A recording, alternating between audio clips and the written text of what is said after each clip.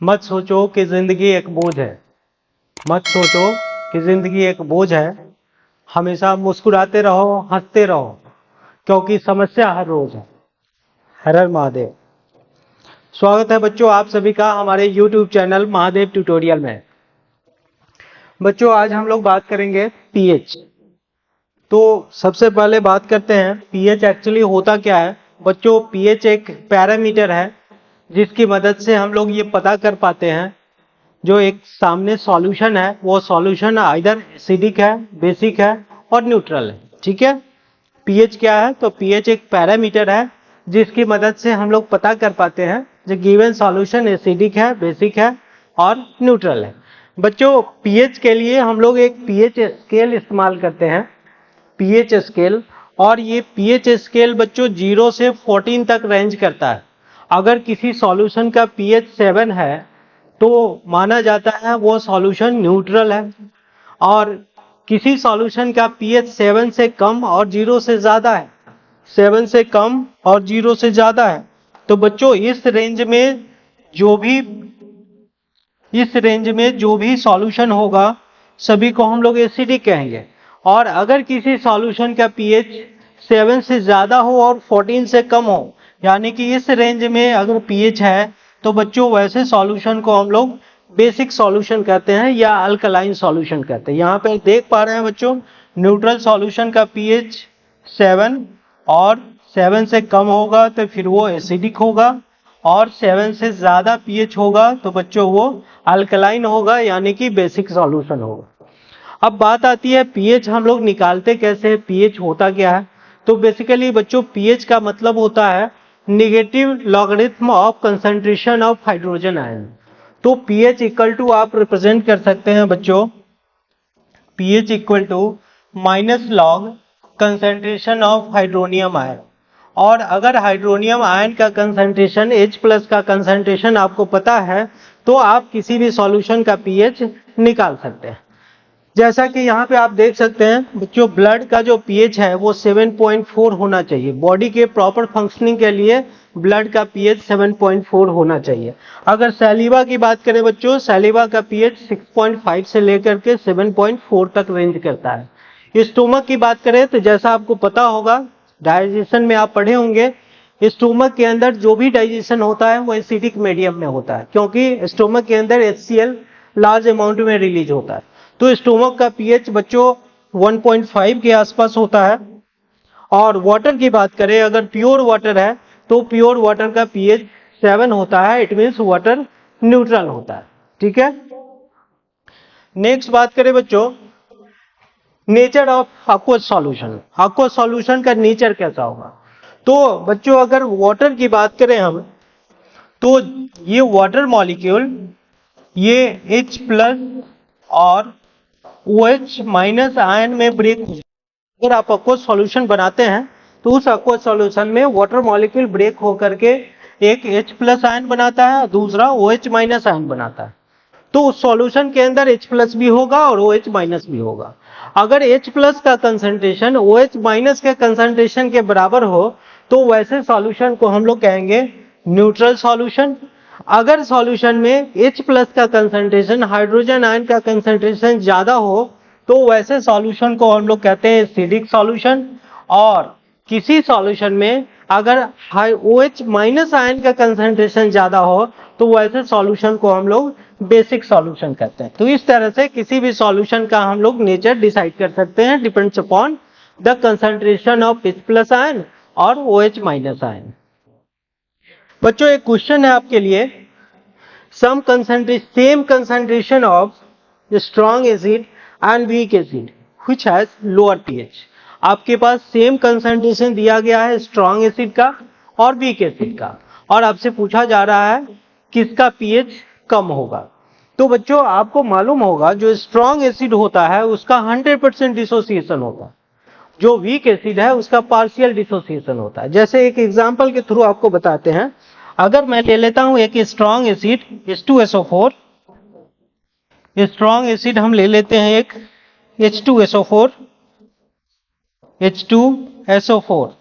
बच्चों अगर इसको डिसोसिएट करवाया जाए तो ये बनेगा 2H+ यानी कि 2 मॉलिक्यूल H प्लस आयन का और SO4 -2, ये SO4 सल्फेट आयन का फॉर्मेशन होगा। अगर इसका 3 मोल लेंगे बच्चों, 3 मोल, तो 3 मोल का 3 मोल ब्रेक हो जाता है।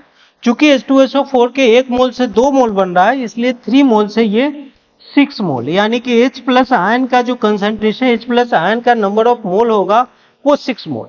तो यहां क्या हुआ, H2SO4 का 3 मोल का 3 मोल पूरी तरह से डिसोसिएट हो गया। लेकिन अगर वीक एसिड की बात करें, यही मैं ले लेता हूं H2CO3 और ये डिसोसिएट हो जाए, तो ये भी बच्चों 2 हाइड्रोजन आयन प्रोड्यूस करेगा प्लस कार्बोनेट आयन का फॉर्मेशन करेगा। लेकिन इसका 3 मोल अगर लेते हैं हम लोग H2CO3 का, कार्बोनिक एसिड का 3 मोल लेते हैं, तो चूंकि ये वीक एसिड है, तो वीक एसिड का इनकम्प्लीट डिसोसिएशन होता है, पार्शियल डिसोसिएशन होता है। मतलब आप 3 मोल लेंगे तो हो सकता है 1 मोल डिसोसिएट होगा, 2 mole as it is carbonic acid के फॉर्म में ही लिक्विड प्रेजेंट होगा। तो 1 मोल डिसोसिएट होने से मात्र ये 2 मोल H प्लस आयन का कंसंट्रेशन डेवलप कर पाएगा।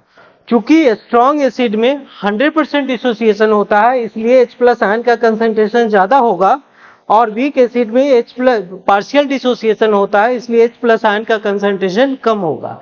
बच्चों आपको पता है, जिसमें H प्लस का कंसंट्रेशन ज्यादा होता है उसका pH कम होता है, इसलिए आपका आंसर होगा जो स्ट्रॉन्ग एसिड है उसका pH कम होगा, क्योंकि इसमें स्ट्रॉन्ग एसिड है और कंप्लीट डिसोसिएशन हुआ होगा। करेक्ट, ठीक है। नेक्स्ट बात करते हैं बच्चों, calculate the pH of the solution which has HCl concentration 1 into 10 to the power minus 4 mole per liter।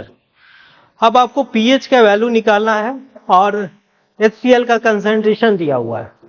तो HCl की बात करें तो बच्चों HCl आपको पता है ये डिसोसिएट हो जाएगा और ये बनेगा H plus plus Cl minus, यानी कि HCl का 1 मोल होगा तो हाइड्रोनियम आयन का कंसंट्रेशन भी 1 मोल ही होगा। तो मेरे पास HCl का कितना मोल है, तो दिया हुआ है 1 into 10 to the power -4, इसलिए H प्लस का भी मोल होगा 1 into 10 to the power -4। तो कंसंट्रेशन ऑफ H प्लस की बात करें तो इसको लिखा जा सकता है 1 into 10 to the power -4, ठीक है, मोल पर लीटर। करेक्ट। अब यहां से मुझे pH का वैल्यू निकालना, तो pH इक्वल टू होता क्या है बच्चों, pH equal to negative logarithm of negative log concentration of hydronium ion. तो pH equal to minus log और कंसंट्रेशन का मतलब 1 into 10 to the power -4। यहां निकाल चुके हैं हम लोग, H प्लस का कंसंट्रेशन कितना होगा, तो 1 into 10 to the power -4। बच्चों लॉगरिथम का रूल फॉलो करेंगे, जैसा कि आपको पता होगा log 1 का वैल्यू बच्चों 0 होता है, log 10 का वैल्यू 1 होता है, और अगर कहीं पे आपको मिल जाए log a इंटू बी, इसका मतलब होता है log a plus log b। ये आप जानते होंगे शायद, ये लॉगरिथम का रूल है। तो यहां पे भी मैं लिख सकता हूं pH equal to minus log 1 और मल्टीप्लीकेशन के लिए प्लस हो जाएगा minus log 10 to the power -4, ठीक है। एक और चीज मैं आपको बता दूं बच्चों, अगर log 10 टू दी पावर -4 है, इसका मतलब होता है -4 log 10, ठीक है। -4 का मतलब -4 और log 10 का मतलब 1। मैंने बताया log 10 का वैल्यू कितना होता है, 1। तो यहाँ पे 1 इक्वल टू -4 इसका वैल्यू हो जाएगा।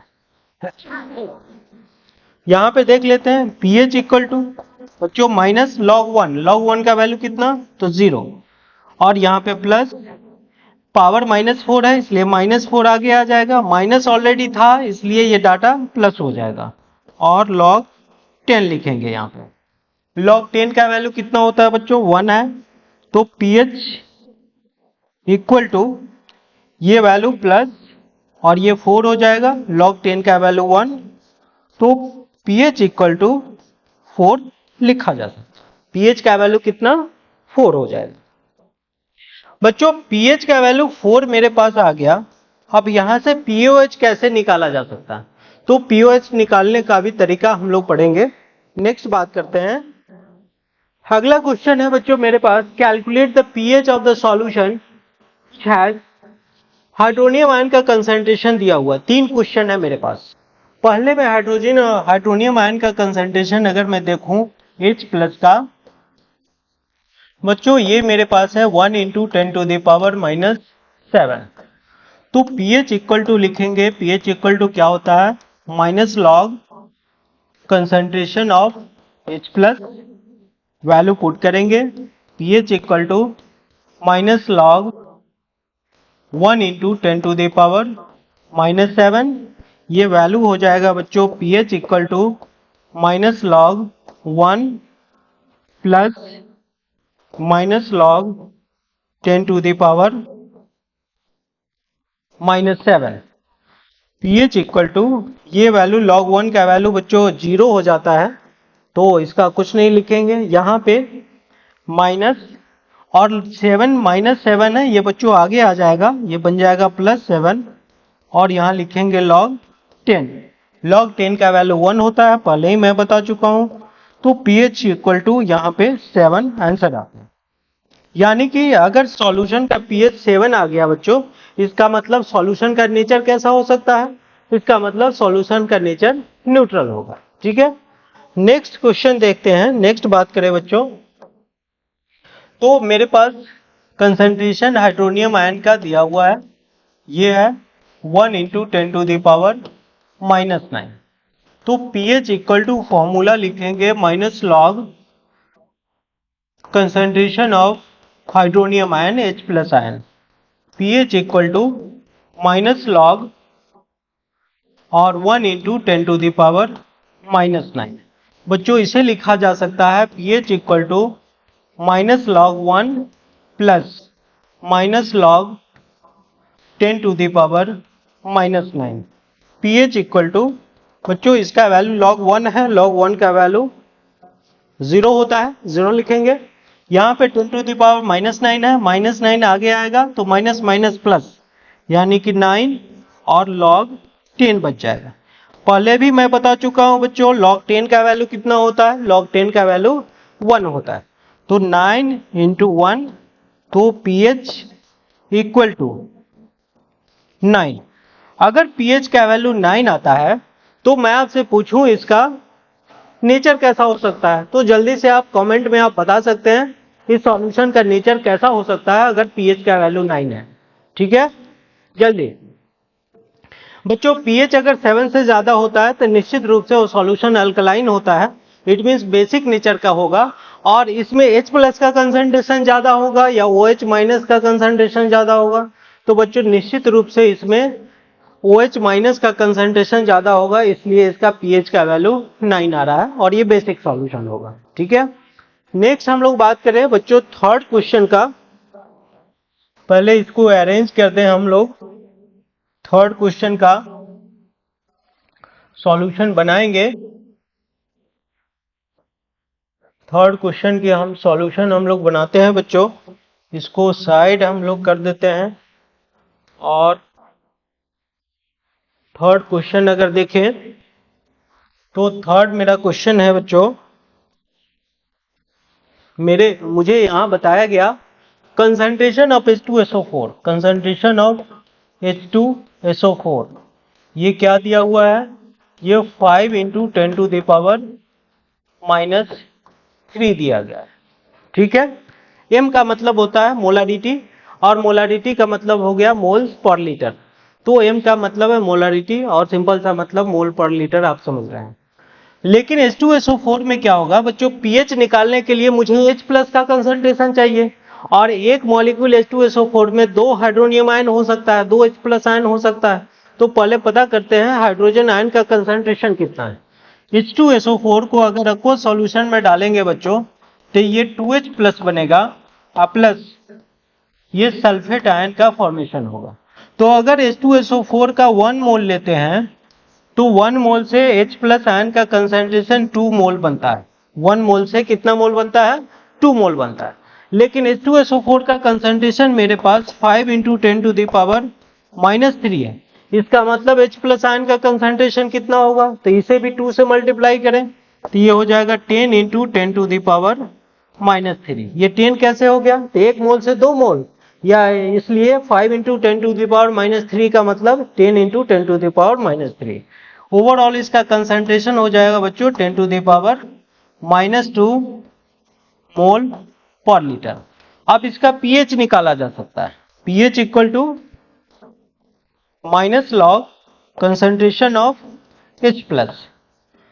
PH equal to minus log concentration of H plus कितना है? तो 10 टू द पावर -2। अब यहाँ पे पीएच का वैल्यू निकाल लेंगे बच्चों। -2 पावर है, -2 आगे आएगा प्लस हो जाएगा तो +2, और ये लिखा जाएगा log 10। log 10 का वैल्यू कितना होता है बच्चों? पहले ही मैं बता चुका हूँ, log 10 का वैल्यू 1 होता है। तो 1 यहाँ से 2 को मल्टीप्लाई करेंगे, अल्टीमेट पीएच का वैल्यू मेरा आ जाएगा 2। ठीक है, तो अगर किसी सॉल्यूशन का पीएच 2 है, इसका क्या मतलब हो सकता है? पीएच का वैल्यू 2 है, इसका मतलब स्ट्रॉन्ग एसिडिक सॉल्यूशन होगा, H प्लस का कंसंट्रेशन इसमें ज्यादा हो। ठीक है, एसिडिक सॉल्यूशन होगा। नेक्स्ट बात करें बच्चों, नेक्स्ट क्वेश्चन है मेरे पास पीओएच। पीओएच क्या होता है? तो आप कह सकते हैं सिंपल सा मतलब, एक तो मैंने पढ़ा पीएच पढ़ा। पीएच का क्या मतलब होता है? तो potential of H plus ion, potential of H plus ion, या आप कह सकते हैं power of H plus ion. ठीक है, पीएच का मतलब। ठीक वैसे ही पीओएच का मतलब होता है potential of OH minus ion या power of OH minus ion. लेकिन अगर डेफिनेशन बनाए बच्चों तो पीओएच का मतलब होता है निगेटिव लॉगरिथम ऑफ, पीओएच का मतलब है negative logarithm of concentration of hydroxide ion, OH minus ion. ठीक है, तो अगर किसी सॉल्यूशन में OH का कंसंट्रेशन आपको मालूम है, हाइड्रोक्साइड आयन का कंसंट्रेशन आपको मालूम है, तो आसानी से आप पीओएच उसका निकाल सकते हैं। लेकिन अगर आपको हाइड्रोक्साइड आयन का कंसंट्रेशन नहीं मालूम है, पीएच मालूम है, या H प्लस आयन का कंसंट्रेशन मालूम है, तो फिर कैसे निकालेंगे? बच्चों एक नॉर्मल सा फॉर्मूला है आपके लिए, पीएच प्लस पीओएच दोनों का सम होता है 14। पीएच प्लस पीओएच दोनों का सम होता है 14। तो अगर कहीं से आपको पता चल जाए पीएच इक्वल टू 2 है, तो पीओएच का मतलब क्या होगा बच्चों? पीओएच का मतलब होगा 14 अब माइनस पीएच, यानी कि आप लिखोगे 14 माइनस पीएच। और अगर पीओएच कहीं आपको मालूम हो, मान लिया जाए आपको पीओएच मालूम है और पीएच निकालना है, सपोज दैट मैं मान लेता हूं पीओएच का वैल्यू मेरे पास 6 है, तो पीएच का वैल्यू क्या हो सकता है? पीओएच अगर 6 है तो पीएच का वैल्यू क्या होगा? इसको अगर ले जाएंगे आरएचएस में तो बच्चों ये बन जाएगा 14 माइनस पीओएच। तो यहां से वैल्यू फिर निकाला जा सकता है, pH equal to 14 minus 6 equal to 8, pOH equal to 8। यहां से अगर पीएच मैंने मान लिया 2 है, तो पीओएच का वैल्यू इसका हो जाएगा बच्चों 14 माइनस 2 इक्वल टू 12 हो जाएगा। तो एक नॉर्मल सा फॉर्मूला है जिससे आप पीएच जानते हैं तो पीओएच पता कर सकते हैं, और पीओएच जानते हैं तो पीएच पता कर सकते हैं। ठीक है, एक एग्जांपल मैं फिर से आपको करवाता हूं, शायद और क्लियर हो जाए। इसको मैं साइड कर दूं।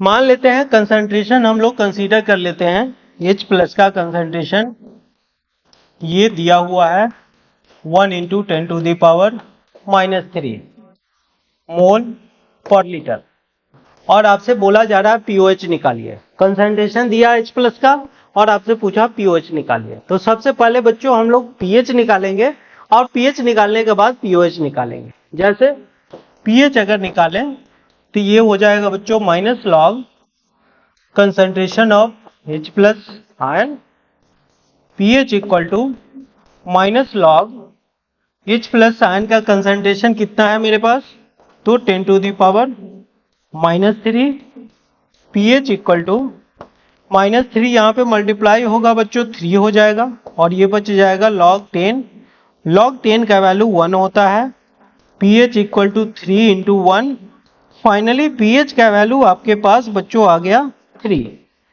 pH का वैल्यू कितना निकला 3, इसका मतलब सॉल्यूशन कैसा है, एसिडिक, और मुझे निकालना है POH। तो फिर से फॉर्मूला हम लोग इस्तेमाल करेंगे, pH plus POH equal to 14 है, मुझे निकालना है POH। POH का बच्चों मतलब हो जाएगा 14 माइनस PH, यहाँ पे POH इक्वल टू 14 माइनस यहाँ से pH का वैल्यू डाल देंगे 3, your answer will be 11, POH का वैल्यू 11 हो जाएगा। ठीक है, आगे बढ़ते हैं। नेक्स्ट मेरे पास है बच्चों importance of pH in everyday life. हम लोगों के लाइफ में pH का क्या इंपॉर्टेंस, पहले बात करें pH ऑफ डाइजेस्टिव जूस। तो आप जानते हैं हम लोगों के स्टोमक के अंदर जो भी डाइजेशन होता है वो एसिडिक मीडियम में होता है, इसीलिए स्टोमक के अंदर HCl रिलीज होता है। HCl स्ट्रॉन्ग एसिड है, जिसके कारण स्टोमक का जो इन्वायरमेंट होता है वो एसिडिक होता है, और pH की बात करें तो अप्रोक्सीमेटली 1.5 होता है। जिस समय खाना खाया हो कोई पर्सन, उस समय स्टोमक का जो pH है वो 1.5 के बराबर हो। pH ऑफ ब्लड, बच्चों ब्लड का जो pH है वो स्लाइट बेसिक होना चाहिए, बॉडी के प्रॉपर फंक्शनिंग के लिए ब्लड का pH 7.4 होना चाहिए, फिर उस pH पे बॉडी प्रॉपर फंक्शन कर पाएगा। तो याद रखना है, बॉडी के लिए आवश्यक है ब्लड का pH कितना होना चाहिए, 7.4 होना चाहिए। नेक्स्ट बात करते हैं pH ऑफ एंजाइम्स। बच्चों आप जानते होंगे स्मॉल इंटेस्टाइन के अंदर बहुत सारा एंजाइम्स वर्क कर रहा होता है फूड के डाइजेशन के लिए, और स्मॉल इंटेस्टाइन में जो भी डाइजेशन हो वो बेसिक मीडियम में काम कर रहा होता है, इसलिए pH का जो वैल्यू है वो 7 से ज्यादा होगा, यानी कि ये कैसा होगा, अल्कलाइन होगा। स्मॉल इंटेस्टाइन में एंजाइम जो वर्क करता है वो अल्कलाइन मीडियम में काम करता है, यानी कि pH का वैल्यू जब 7 से ज्यादा होता है उसके बाद ही एंजाइम्स प्रॉपर वर्क कर पाता है। नेक्स्ट बात करें बच्चों कॉज ऑफ टूथ डीके। बच्चों माउथ के अंदर जो माउथ का इन्वायरमेंट है उसका pH अगर 5.5 से कम हो जाए तो हम लोगों के टूथ का जो आउटर मोस्ट लेयर है जिसको एनामेल कहते हैं, और बॉडी का सबसे हार्डेस्ट सब्सटेंस है ये, तो हार्डेस्ट नॉन बोनी स्ट्रक्चर है, तो pH 5.5 से कम होने पर ये एनामेल मेल्ट करने लगता है। अल्टीमेटली जो टूथ का सुपरफिशियल लेयर है वो डिस्ट्रक्ट हो जाता है और पर्सन डेंटल कैरीज से सफर करता है। इसलिए आवश्यक है माउथ का pH 5.5 रीच नहीं करना चाहिए। ठीक है, तो टूथ डीके के लिए जो pH है माउथ के अंदर का निश्चित रूप से pH 5.5 से ज्यादा होना चाहिए और अप्रोक्सीमेटली 6.5 के आसपास, 6.5 या 7 के आसपास होना चाहिए। pH ऑफ सॉइल की बात करते हैं। बच्चों किसी भी फील्ड का प्रोडक्टिविटी या फील्ड का फर्टिलिटी प्रॉपर होने के लिए आवश्यक है सॉइल का pH न्यूट्रल होना चाहिए। अगर न्यूट्रल pH है तो किसी भी क्रॉप का प्रॉपर प्रोडक्शन हो पाता है, एक सफिशिएंट अमाउंट ऑफ प्रोडक्शन मिल पाता है। लेकिन कई बार क्या होता है, सॉइल में भी एसिडिक भी हो सकता है या मे बी बेसिक भी हो सकता है। अगर किसी कारण से सॉइल एसिडिक हो जाता है तो बच्चों सॉइल में हम लोग calculated amount of calcium oxide डालते हैं जिसको क्विक लाइन कहा जाता है, CaO। जैसे ही पता चला सॉइल का नेचर एसिडिक हो गया है तो सॉइल को लैबोरेटरी में टेस्ट करवाने के बाद एक कैलकुलेटेड अमाउंट कैल्शियम ऑक्साइड का उस फील्ड में डालते हैं। अल्टीमेटली सॉइल का नेचर न्यूट्रल हो जाता है, फिर कोई भी क्रॉप उसमें लगाते हैं तो प्रॉपर प्रोडक्शन हम लोगों को मिल पाता है। लेकिन ये पता चले जो सॉइल ऑलरेडी बेसिक हो गया तो फिर क्या किया जाए। अगर सॉइल मेरा बेसिक हो जाता है बच्चों उसमें प्रॉपर अमाउंट ऑफ मैन्योर डालते हैं और मैन्योर डालने के बाद थोड़े ही समय में सॉइल का नेचर न्यूट्रल हो जाता है, फिर कोई भी क्रॉप लगाने के बाद प्रॉपर प्रोडक्शन हम लोगों को मिल पाता है। तो सॉइल का नेचर न्यूट्रल होना चाहिए अगर किसी भी क्रॉप को प्रॉपर प्रोडक्शन, क्रॉप से प्रॉपर प्रोडक्शन लेना है तो, इसलिए सॉइल के लिए pH इंपॉर्टेंट हो जाता है। नेक्स्ट बात करें सेल्फ डिफेंस बाय एनिमल्स। बच्चों आप जानते होंगे एंट बाइट हो या बी स्टिंग हो या प्लांट नेटल हो, जो एंट वाइट है या बी स्टिंग है, ये बॉडी के अंदर फॉर्मिक एसिड इंजेक्ट करता है अपनी सुरक्षा के लिए। मान लिया जाए अगर मुझे रेड एंट काट लेता है, इसका मतलब मेरे बॉडी के अंदर एंट फॉर्मिक एसिड इंजेक्ट कर देता है, जिसके कारण हम लोगों को इरिटेशन फील होने लगता है। और तो याद रखना है इसमें कौन सा एसिड, कौन सा एसिड, तो फॉर्मिक एसिड, फॉर्मिक एसिड। कौन कौन, एंट वाइट हो सकता है, बी स्टिंग हो सकता है या प्लांट नेटल हो सकता है। नेटल लीफ है उसमें भी फॉर्मिक एसिड होता है, बॉडी के अंदर इंजेक्ट कर देता है वो। अगर वॉस्प की बात करिए, डायग्राम बच्चों देख रहे होंगे आप, ऐसा आपको देखने को भी मिला भी होगा। ये जो है इसे वॉस्प कहते हैं, और ये एक ऐसा अकेला इंसेक्ट है जो बेसिक सॉल्यूशन बॉडी में इंजेक्ट करता है। अगर किसी पर्सन को ये काट लेती है तो बॉडी के अंदर बेसिक सॉल्यूशन इंजेक्ट करता है, और बेसिक सॉल्यूशन के कारण हम लोग इरिटेशन फील करते हैं, मे बी इन्फ्लामेशन भी कई बार हो जाता है। ठीक है, तो याद रखना है वॉस्प जो है बेसिक सॉल्यूशन होल्ड करता है। नेक्स्ट बात करें बच्चों सॉल्ट। सॉल्ट होता क्या है, तो बच्चों सॉल्ट का फॉर्मेशन जब एसिड और बेस का कंप्लीट न्यूट्रलाइजेशन रिएक्शन होता है, एसिड और बेस का न्यूट्रलाइजेशन रिएक्शन होता है तो हम लोगों को सॉल्ट मिलता है। अगर किसी एसिड को बेस से रिएक्ट करवा दिया जाए तो रिएक्शन कहलाएगा न्यूट्रलाइजेशन रिएक्शन, और उसके बाद जो हम लोगों को बाई प्रोडक्ट मिलता है उसे वो दो कैटेगरी का होगा, एक सॉल्ट होगा, दूसरा वाटर होगा। एज फॉर एग्जांपल हम लोग ले लेते हैं सोडियम हाइड्रोक्साइड और यहाँ पे नाइट्रिक एसिड। यहाँ पे बच्चों हम लोग कंसीडर कर ले सोडियम हाइड्रोक्साइड और नाइट्रिक एसिड, तो पता चलता है दोनों रिएक्शन के बाद एक सॉल्ट बनता है, सोडियम नाइट्रेट सॉल्ट बनेगा और वाटर मॉलिक्यूल का फॉर्मेशन होगा। तो बच्चों ये जो फॉर्मेशन होता है इसे कहते हैं हम लोग सॉल्ट।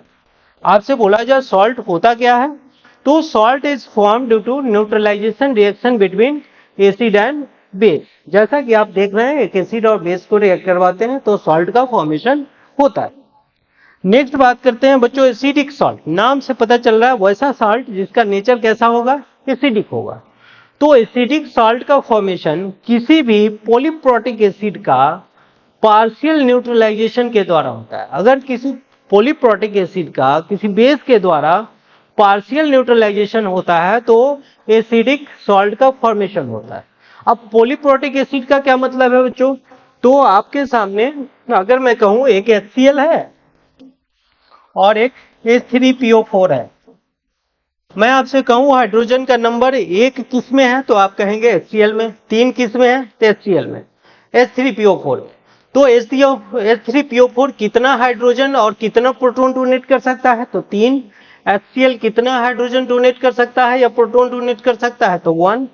तो वैसा एसिड जो एक से ज्यादा प्रोटॉन डोनेट करता है, मतलब एक से ज्यादा हाइड्रोजन आयन डोनेट करता है, उसे हम लोग कहते हैं पॉलीप्रोटिक एसिड। तो किसी भी पॉलीप्रोटिक एसिड का पार्शियल न्यूट्रलाइजेशन हो जाए किसी बेस के द्वारा तो फिर एसिडिक सॉल्ट का फॉर्मेशन होता है। जैसे एज फॉर एग्जांपल हम लोग देख ले यहाँ पे सोडियम हाइड्रोक्साइड का रिएक्शन हम करवा देते हैं कार्बोनिक एसिड, सोडियम हाइड्रोक्साइड का कार्बोनिक एसिड। तो कार्बोनिक एसिड के पास एबिलिटी है 2 H+ आयन लिबरेट करता है, 2 हाइड्रोजन आयन लिबरेट करेगा। लेकिन यहाँ पे क्या होता है बच्चों, सोडियम बाइकार्बोनेट का फॉर्मेशन हो जाता है। आप देख पा रहे हैं यहाँ पे एक हाइड्रोजन अभी भी सॉल्ट में प्रेजेंट है, तो ऐसे सॉल्ट को कहते हैं हम लोग एसिडिक सॉल्ट। ठीक है, एसिडिक सॉल्ट क्या है, तो salt which is form due to partial neutralization of polyprotic acid by a base. Correct. Other example की बात करें बच्चों तो सोडियम बाइसल्फेट कह सकते हैं, सोडियम बाइसल्फाइड कह सकते हैं, आप पोटेशियम बाइसल्फेट कह सकते हैं, पोटेशियम बाइसल्फाइड कह सकते हैं। अलग अलग सॉल्ट है जो एसिडिक सॉल्ट के नाम से जाना जाता है। नेक्स्ट बात करें बच्चों नॉर्मल सॉल्ट क्या होता है। नाम से ही पता चल रहा है नॉर्मल सॉल्ट, यानी कि किसी भी एसिड और बेस का कंप्लीट न्यूट्रलाइजेशन के बाद जो सॉल्ट बनता होगा उसे कहते हैं हम लोग नॉर्मल सॉल्ट। जैसे सोडियम हाइड्रोक्साइड का H2SO4 से रिएक्शन करवा दिया जाए, या यहाँ पे मेरे पास है कार्बोनिक एसिड का सोडियम हाइड्रोक्साइड से रिएक्शन करवा दे तो सोडियम कार्बोनेट का फॉर्मेशन होगा। देखिए यहाँ पे कंप्लीट न्यूट्रलाइजेशन हो गया, ये कार्बोनिक एसिड 2 हाइड्रोजन लिबरेट कर रहा था, दोनों हाइड्रोजन यहाँ से रिमूव हो गया और एक सॉल्ट बना और दूसरा वाटर मॉलिक्यूल। तो इस सॉल्ट को हम लोग क्या कहेंगे बच्चों?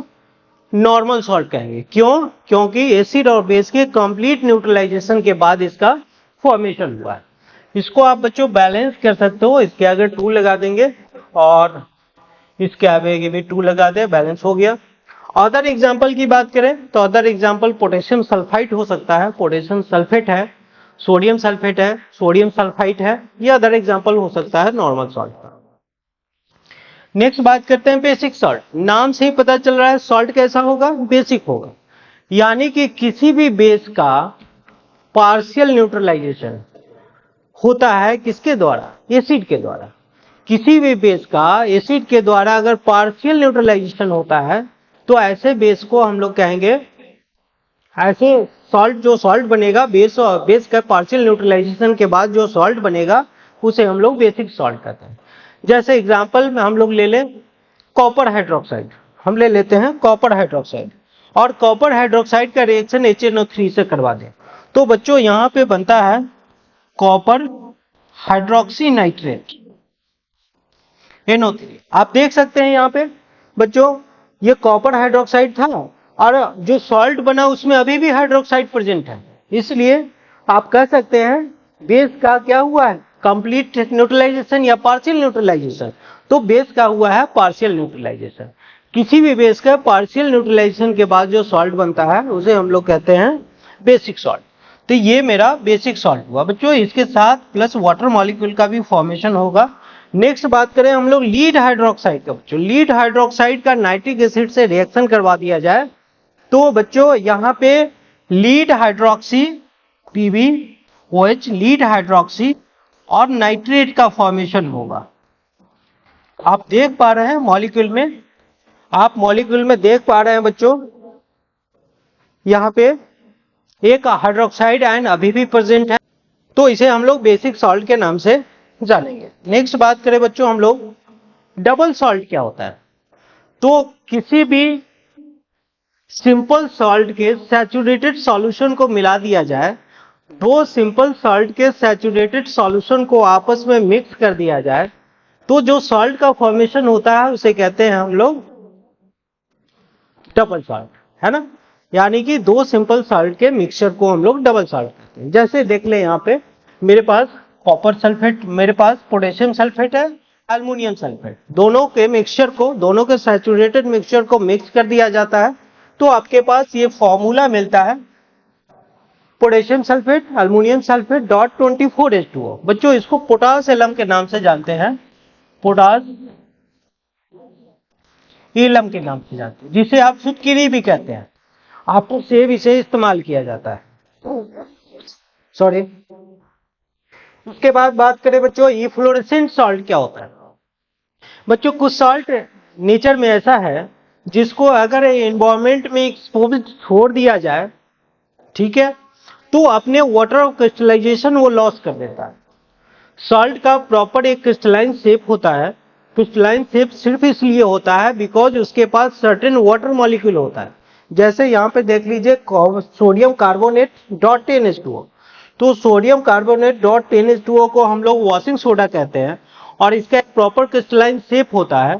शेप इसलिए होता है बिकॉज इसके पास 10H2O मॉलिक्यूल है, लेकिन इस मॉलिक्यूल को एटमॉस्फेयर में एक्सपोज छोड़ दिया जाए तो ये वाटर मॉलिक्यूल को लूज कर देता है। ये बच्चों बन जाएगा sodium carbonate dot H2O plus 9H2O।